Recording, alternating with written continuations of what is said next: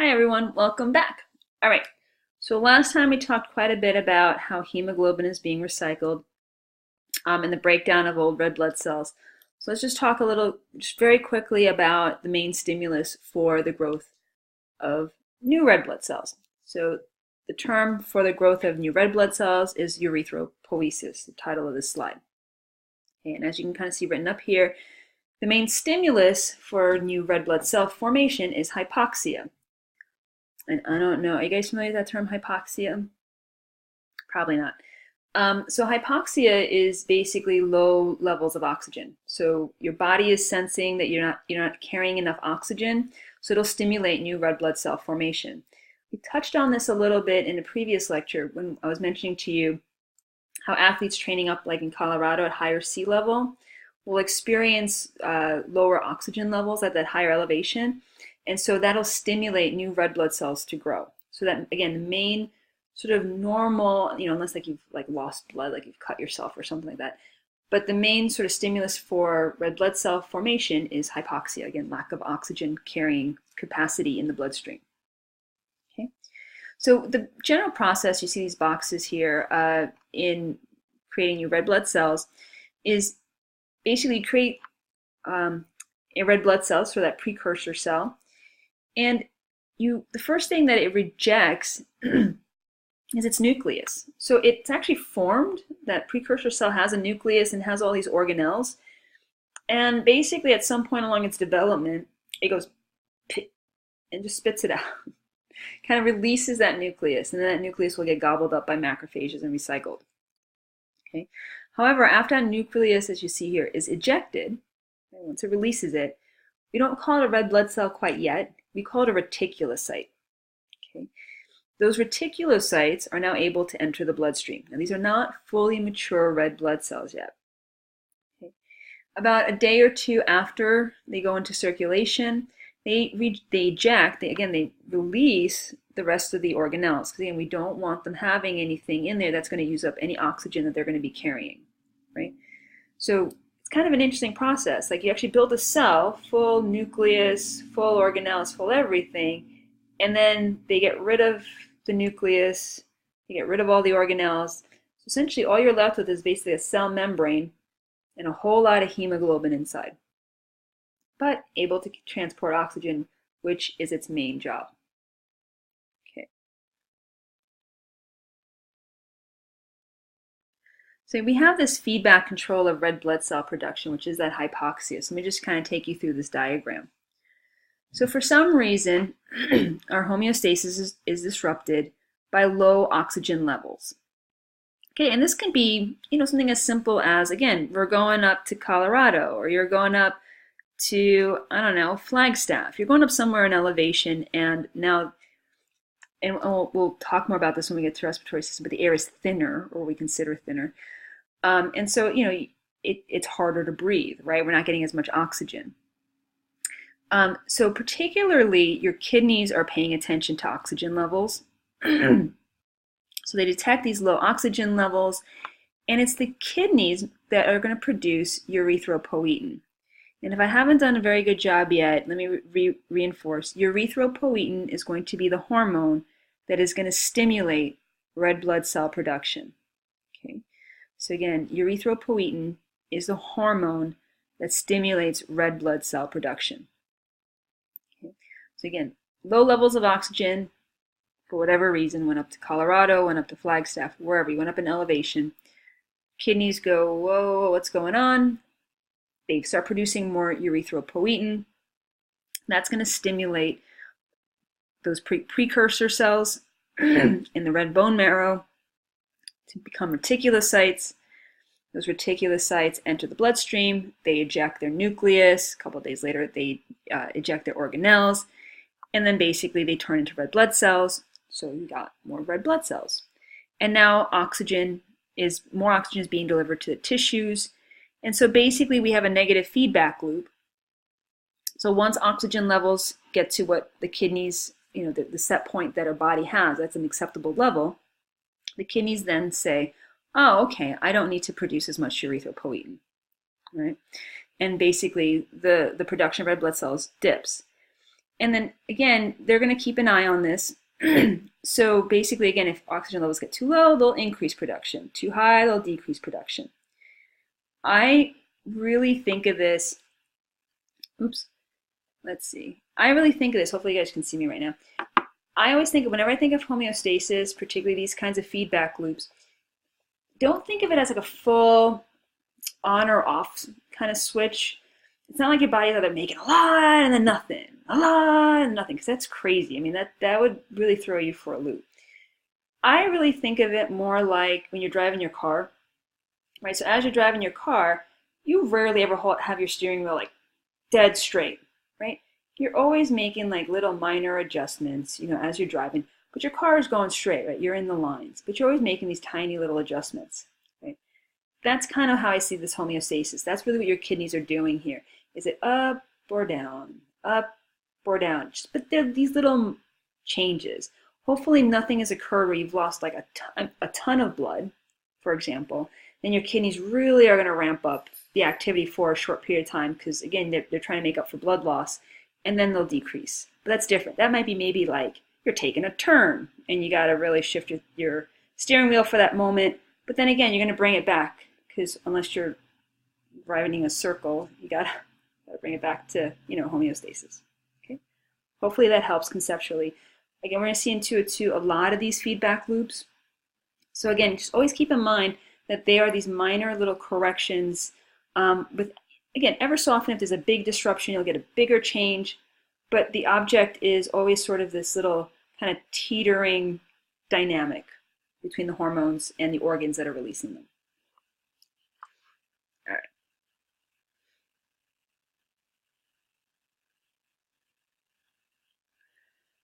All right, we've already talked a little bit about this. By now, you should hopefully have seen stuff in lab as well, these red blood cells in lab. So again, we've talked about the erythrocytes. Those are red blood cells. Leukocytes are white blood cells. And then thrombocytes are platelets. So hopefully this image should look familiar to you. So number 1 here, if we can guess, that is a erythrocyte, red blood cell. Number 2 here, those are platelets, so you get an idea of just the size difference between them. Number 3 here is basically a lymphocyte. I think ours in lab, you don't necessarily see that much of the lighter color, but that's basically a lymphocyte. 4 is a very obvious neutrophil. It's got the many lobes on it. And then here, number 5, we see a nice basophil, typical basophil. All right. We've already talked about red blood cells, but one last little time. Again, males have a little bit more red blood cells than females, so you get just a kind of number game. There's about 5.4 million per microliter. I mean, that is tiny. That's tiny. I forget the exact number, but it's something like, I think it's something like 100 microliters is 1 drop of blood. And just think of those numbers. I mean, it's amazing how many red blood cells you have, right? And you can kind of see this. New red blood cells enter circulation about 2 million a second. What? I have a hard time even conceptualizing that, right? I see these kinds of numbers and I'm like, I should always be tired. Right? Your bones are making 2 million red blood cells every second. So that means you're obviously, like your liver and your spleen are breaking down 2 million red blood cells every second. Crazy, those are crazy numbers. Okay. And just a quick question. We already talked a little bit about this, but do you guys remember what we said? So you can kind of think about this. I won't answer it because I already did before. But why do males have a larger red blood cell count than females? So hopefully you can answer it. If you don't remember, go back to one of the previous lectures. We talked about it there. Okay. Again, they're biconcave, meaning they have these sort of like 2, I don't know, curves to them, I guess, biconcave. We already talked about this. So again, here's just another kind of reminder. What does it mean for red blood cells that it has no nucleus or organelles? Why is that significant? Again, if you don't remember, make sure you go back to a previous lecture. We talked about it.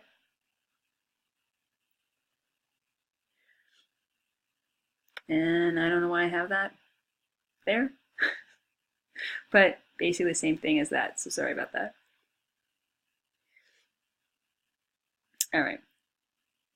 Again, we talked about the hemoglobin. I mentioned that to you when we were talking about recycling red blood cells. So let's just take another, well, not another, but a closer look at hemoglobin, right? Vast majority of red blood cells is hemoglobin. And this is basically what a big old hemoglobin molecule looks like, okay? It's this, what's the term? It's a polypeptide protein, meaning that it has 4 different sort of chains that are linked together, making up one hemoglobin molecule. So that's like the blue is that globin. Remember we talked about that when it's being recycled. And then you have hemes, which they decided to make it look like Saturn in the images. But this is the heme right here. And in this heme, you see there's all of these different letters, which don't ever worry about drawing out because we're not going to have to. But again, remember heme, we had that biliverdin, which gets converted to bilirubin. So that's all of that part. That is what that is. And then here's the iron in the middle. Okay. So here's the deal, and hopefully I can say this to you without confusing. And if it does get confusing, please, please, please ask me. So one red blood cell, and I will write this, and hopefully I can get this pen color to just default to black. One red blood cell. So it's this one red blood cell. My handwriting is terrible. One red blood cell has 280 million hemoglobin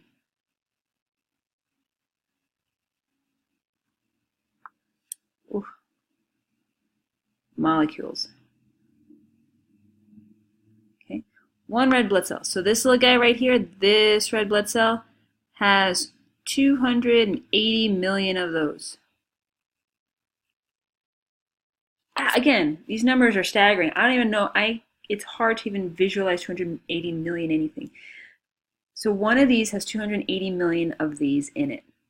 Okay, so a hemoglobin molecule is very, very, very, very tiny. Okay, each hemoglobin molecule, so this guy right here, this hemoglobin molecule, can carry, or can transport, however you want to phrase it, can carry 4 oxygen molecules.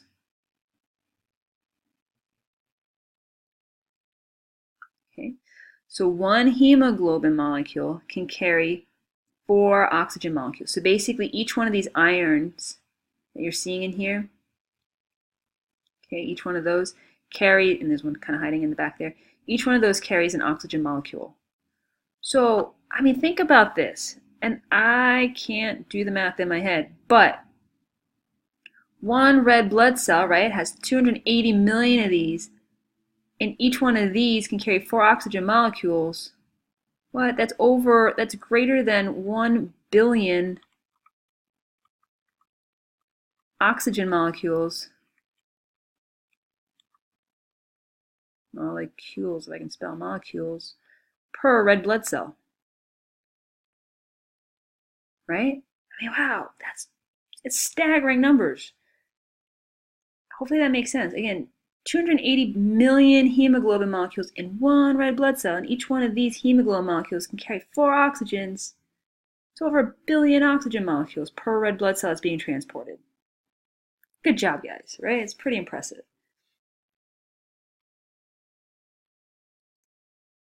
Okay, so that's just what I said here. And when I say it can combine reversibly with one oxygen molecule, basically what I mean by that is an oxygen molecule will bind to the heme, or to the iron, I should say, and then it can also let it go. So it's not a permanent binding. So again, it picks up the oxygen and then it lets it go. That's reversible. All right. So what about artificial blood? Well, and I have this image of True Blood. I don't know if any of you guys actually watch this show, but interestingly, sometimes when kind of fiction kind of follows fact, True blood, right? If any of you watch this, right, the whole premise is that vampires are now part of the mainstream world because the Japanese have come up with artificial blood that they can drink, right? So there's no reason to hide anymore. They can just drink this true blood stuff. Interestingly, the first artificial blood was actually invented by the Japanese. So that part is actually true, is based on fact. Now, vampires don't drink it, however, that part's true. Anyway, artificial blood these days, our technology is not, how can I put this, that great yet. There's lots of research being done on creating artificial blood because I don't know how aware of this you are, but blood banks are constantly asking for blood donations, right? There's always some sort of shortage. And then the other thing is, and I think you're kind of aware of this, right? Is anyone can't just donate blood to anyone else. You have to have the right type, right? So the idea here is that if we can create artificial blood, that we don't have to, there won't be as many shortages. You don't have to worry about mismatched kind of typing. And then ideally too, this artificial blood wouldn't decay as easily or be as sensitive to temperatures and stuff that real blood is. So that's sort of the goal. Right now, what we predominantly have are as far as artificial blood goes, are volume expanders. And basically what a volume expander is it's basically a liquid that, well, you can give it to somebody and it simply keeps their blood pressure up. Excuse me. So in cases of like a car accident or some sort of accident, or crime, I guess, where an individual, or just health condition, where an individual loses a lot of blood, one of the real problems that the body goes into shock and other organs can become damaged simply due to low blood volume and low blood pressure. They're just not getting perfused. So by simply giving individuals a volume expander, it keeps their blood pressure up. So that, until they can actually get real blood. So it's kind of like a stopgap measure. It's not ideal. And you couldn't ever fully replace your blood with a volume expander. It's just meant as like a real quick band-aid. Hey, we got to get you to the hospital, and on the way, let's do this until we can blood type you and get you, start on a perfusion. Sometimes some of these they've got some blood that actually works in oxygen therapeutic. Now here's the deal. The volume expanders are just that. They expand the volume of blood. They do not carry oxygen, so they don't help with that at all. They do have another class of these artificial blood that is made to deliver oxygen to the different tissues.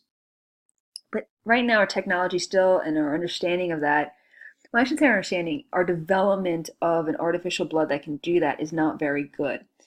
There are different research teams across the globe that are working on this because obviously it's a real issue. But what's hard is, remember just the last slide I told you about how oxygen binds reversibly to the iron in the hemoglobin, right? See, it's that reversibly. It binds so beautifully well that it gets when it reaches a tissue that needs the oxygen, like a working muscle, it releases it no problem, right? Now with our oxygen therapeutics, the things that they've been able to develop still are not so sophisticated that they give up oxygen appropriately. They either like just dump it where it's not necessarily needed, or they hold on to it too tight so that, again, the tissue is not getting the oxygen it needs. And it's tricky because they try to stay away from iron because, again, if anything happens, and again, if your body isn't able to bind up iron, it can cause a lot of tissue damage. So there are other alternatives, and I forget exactly what molecule they've been trying to use. Again, it just hasn't worked too well, but they're getting better. They are working on it. It's still just not necessarily ideal, but kind of cool, right? I mean, it's just something that's really important. I mean, imagine, you don't have to worry about any kind of blood diseases from donated blood, right? Because right now they have to screen them to make sure that the individual doesn't have, an STD, an HIV, or some other sort of disease. Now they don't have to worry about that, Again, no cross-type issues if we can figure out artificial blood. easier storage, right? And even some people have religious objections to receiving a blood transfusion. Well, if it's artificial blood, they shouldn't have that religious objection to it. So again, people can just, you know, EMTs, doctors can just be able, should in theory be able to give this artificial blood if we ever get to that point, without any of these other kind of problems. Again, quite a bit off. That's the why. So quite a bit away from getting that just yet, but we're getting closer and closer. All right. We're done with the erythrocytes. I know we kind of hopped around a little bit. Hopefully it makes sense as a coherent story. If you have any questions, please let me know. And we're going to be starting in on the next section. All right. So see you guys next lecture.